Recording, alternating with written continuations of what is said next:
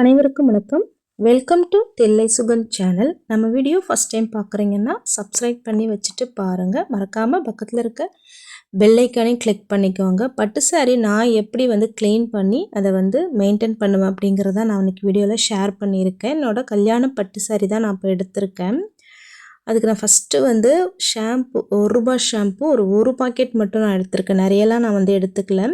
நம்ம ட்ரை வாஷ்க்கு கொடுத்தோன்னா சூப்பராகவே இருக்கும் சாரீ. ஆனால் அதிக செலவு பண்ணி அடிக்கடி நம்ம ட்ரை வாஷும் கொடுக்க முடியாது. அதனால் சிம்பிளாக நம்ம எங்கேயாவது வெளியே சாரீ ஃபங்க்ஷனுக்கு இங்கே கட்டிட்டு போயிட்டு வரோம் அப்படின்னா அதுக்கப்புறம் நம்ம எப்படி அதை க்ளீன் பண்ணி நம்ம காய வச்சு எடுத்து மடித்து வைக்கிறோம் அப்படிங்கிறத நான் சொல்லியிருக்கேன். ஒரு பாக்கெட் ஷாம்பையும் கட் பண்ணி நல்லா தண்ணியில் மிக்ஸ் பண்ணிக்கிறேன். நிறைய தண்ணியெலாம் எடுத்துக்கல, கம்மியான தண்ணி தான் நான் எடுத்திருக்கேங்க. நல்ல ஷாம்பு தண்ணியில் கரைச்சி எடுத்துக்கிட்டேன். சாரியை நல்லா மடித்து வச்சுக்கணும். நான் உள் பக்கமாக மடித்து வச்சுருந்தேன். ஏன்னு வச்சுக்கோங்களேன், ஒரு டைம் மேல் பக்கம் வெளியில் வர மாதிரி மடித்து வைப்பேன். கொஞ்ச நாளைக்கு அப்புறம் திருப்பி உள் பக்கம் வர மாதிரி மடித்து வைப்பேன். ஏன்னா நம்ம ஒரே மடிப்பில் வைக்கிறப்போ அந்த மடிப்பு அப்படியே லைன் விழுந்துடும். அந்த லைனில் நமக்கு சாரீ டேமேஜ் ஆக வாய்ப்பு இருக்குது. அந்த லைனில் அப்படியே விட்டுருக்கு. ஏன்னா எனக்கு நடந்திருக்கு அந்த மாதிரி சாரீஸ். எனக்கு 2-3 சாரீ ஆயிருக்கு. அதை வச்சு தான் நான் சொல்கிறேன். என்னோடய ஓன் எக்ஸ்பீரியன்ஸை வச்சு தான் நான் சொல்கிறேங்க. நல்லா மடித்து போட்டுக்கிட்டேன். ஃபஸ்ட்டு அந்த பார்டர் தான் நமக்கு அதிகமாக அழுக்காகிற இடம். சாரியோட உள் பக்கம் மேல் பக்கம்லாம் பார்த்திங்கன்னா கொஞ்சம் நமக்கு வேர்வையோட அழுக்கு இருக்கும். ஆனால் நம்ம புடவை எப்பயுமே தழைய தான் கட்டுவோம். பட்டு சாரியை நம்ம தூக்கி கட்டினா நல்லா இருக்காது. அப்போ அதிகமாக நமக்கு அந்த பார்டர் தான் என்ன ஆகும்னா மண்ணுப்படும், அழுக்குப்படும், கரைப்படும். தண்ணி பட்டால் கூட பட்டு சாரியில் ரவுண்டாக கரைப்பட்டுருங்க. இந்த சாரிலையுமே இருக்குது ஒரு இடத்துல. அதனால் நம்ம ஃபஸ்ட்டு என்ன பண்ணுறோன்னா ஒரு ஷாம்பை ஃபஸ்ட்டு கரைச்சி அந்த தண்ணியில் நம்ம ஒரு ஒயிட் கலர் நல்ல சுத்தமான துணி, நான் ஒரு கர்ச்சீஃப் எடுத்திருக்கேன்.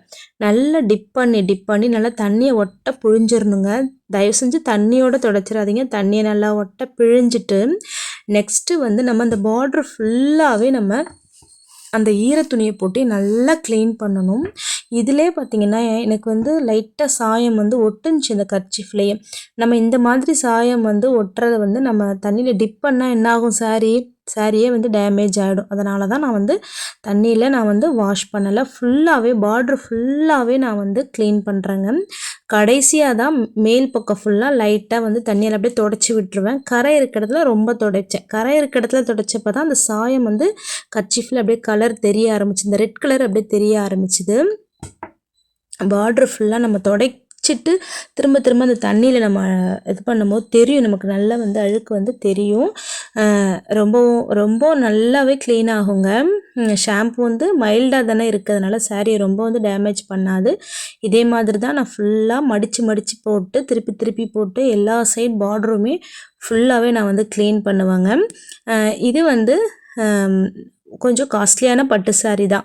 அதனால தான் நான் பயந்துட்டு தண்ணியில் நான் போடலை. நிறைய பேர் தண்ணியிலையுமே அலசி காட்டுறாங்க. ஆனால் நான் பார்த்த வரைக்கும் எல்லாருமே சிந்தட்டிக் சாரி தான் அப்படி காமிக்கிறாங்க. என்கிட்டயுமே சிந்தட்டிக் சாரி பட்டு சாரி நிறைய இருக்குது. அதெல்லாம் நான் துவைச்சி தான் போடுவேன். துவைச்சின்னா ரொம்ப நேரம் ஊற வச்சு அடித்து அப்படிலாம் கிடையாது. இதே மாதிரி தான் ஷாம்பு போட்டு ஊற வைப்பேன். அது முந்தி தனியாகவும் அந்த சாரி அந்த நடுப்பகுதி தனியாகவும் நம்ம அலசலாம். ஆனால் சிந்தட்டிக் மோஸ்ட்லி அந்தளவுக்கு சாயம் வராது. நான் ஃபுல்லாகவே அப்படியே டிப் பண்ணி அமுக்கி ஒரு 5 நிமிஷம் மட்டும் ஷாம்பு தண்ணியில் நல்லா ஊற வச்சுட்டு அப்படியே எடுத்து ஒரு 2 அலசுவேன். மற்றபடி அந்த பார்டர் ஓரம் மட்டும் கையாலே நல்லா கொஞ்சம் கசக்கின மாதிரி பண்ணிவிட்டு 2 டைம் அலசி அழகாக அப்படியே காய போட்டுருவேன். இந்த சிந்தட்டிக்கு நம்ம வெயிலில் போடக்கூடாது. எந்த துணியுமே ரொம்ப வெயிலில் போட்டால் நமக்கு அந்த வெளுத்த மாதிரி ஆகிடும்ல. ஆனால் பட்டு சாரி இந்த ஷைனிங் போயிடும். அதனால் அந்த சிந்தட்டிக் சாரி நான் அலசி தாங்க போடுவேன். ஆனால் இந்த பட்டு சாரி காஸ்ட்லியான பட்டு சாரின்றதுனால இது நல்லா தொடச்சிட்டு தான் நான் வச்சுருக்கேன். இது வரைக்கும் நான் தண்ணியில் அலசுனது கிடையாது. ஏன்னா எங்கள் அம்மா ஒரு 2-3 சாரி அந்த மாதிரி அலசி அந்த சாரி வீணானதை நான் பார்த்துருக்கேன். அதனால தான் நான் அந்த மாதிரி செய்யலாம். அப்போ உள்ள சாரீஸ்லாம் கொஞ்சம் ஒரிஜினல் தான். ப்ளைனாக இருக்கும், 2 சைட் பார்டர் இருக்கும் பாருங்கள், டபுள் கலர் ஷேடாக இருக்கும். அந்த பார்டரோட கலர் ஃபுல்லாக சாரியில் அப்படியே சாயம் பட்டுரும். அடுத்தது சுருங்கிடுச்சுன்னா என்ன தான் நம்ம அயன் பண்ணாலும் அந்த பழையபடி வரவே வராது. ரொம்ப அழுக்காயிடுச்சுன்னு சொல்லிட்டு எங்கள் அம்மா அலசிட்டாங்க. அலசி உடனே அலசி தான் நிழலில் தான் போட்டாங்க. ஆனால் அந்த மாதிரி ஆயிடுச்சு. மடிப்புக்கு மடிப்பும் கிழிஞ்சிருச்சு. அப்போல்லாம் வந்து ரொம்ப ஃபேமஸ் மாம்பழ கலர் பட்டு சாரி, அதுக்கு வந்து க்ரீன் கலர் பார்ட்ரு, அப்புறம் வந்து மெரூன் கலர் பார்டர்லாம் ரொம்ப ஃபேமஸ்ஸு. அதை வந்து அப்போ உள்ள சாரீஸில் வெயிட்டே இருக்காது, ரொம்ப ரொம்ப சாஃப்டாக இருக்கும் பாருங்களேன். அது வந்து அப்போல்லாம் வந்து ட்ரை வாஷ் கொடுக்கணும்னு தெரியாமல் எங்கள் அம்மா வந்து அதை துவைச்சி கொஞ்சம் டேமேஜ் ஆகிருக்கு. அதனால தான் நான் வந்து துவைக்கலை. ஏன்னா நான் ரொம்பவும் இந்த சாரி அடிக்கடியும் கட்டலை. மேரேஜுக்கு கட்டினது, அதுக்கப்புறம் வந்து பார்த்திங்கன்னா அதிகமாக கட்டலை. உடனே பாப்பா வந்து எனக்கு பாப்பா இருந்ததுனால கன்சீவ் ஆகிறப்பையும் வெளியில் எங்கேயும் போகிறதுக்கு இருக்காது, இந்த ஃபங்க்ஷனும் கட்ட முடியல, கட்டவும் கஷ்டமாக இருக்கும். பாப்பா பிறந்தும் சாஃப்ட் சாரி தான் கட்டுவேன், காட்டன் இந்த மாதிரி ஜமிக்கி இந்த மாதிரி வெயிட்டு அதெல்லாம் குழந்தைக்கே வந்து கொஞ்சம் குத்தும், அதுக்கு ஃப்ரீயாக இருக்காதுன்னு சொல்லுவாங்க. அதனால் அவங்க வளர்கிற வரைக்கும் அதிகமாக கட்ட முடியல. பார்த்திங்கன்னா ஒரு 5 டைம்ஸ் கூட கட்டியிருக்க மாட்டேன். அதனால் நான் ட்ரை வாஷ் கொடுக்கல. ரொம்ப ஒரு 10 டைமுக்கு மேலே கட்டிட்டோம். ரொம்ப அழுக்காயிடுச்சு. நிழலில் தான் நான் காய வச்சுருக்கேன் பாருங்கள். ஃபுல்லாகவே வந்து நல்லா அலசிட்டு வீட்டுக்கு வெளியில் நிழல்லே தான் நான் போட்டிருக்கேன். நல்லா காற்றுல மைல்டான வெயிலில் காயணும். நைட்டுனா ரொம்ப பெஸ்ட்டு. நைட் ஃபுல்லாகவும் போடலாம் நம்ம, இல்லை ஈவினிங் டைமில் போட்டு நைட்டும் எடுத்துக்கலாம். இப்படி தான் நான் வந்து காய போட்டுட்டு திரும்பவும் வந்து ஃபேனில் கொஞ்சம் நேரம் போட்டு வந்து மடித்து வந்து வைப்பேன்.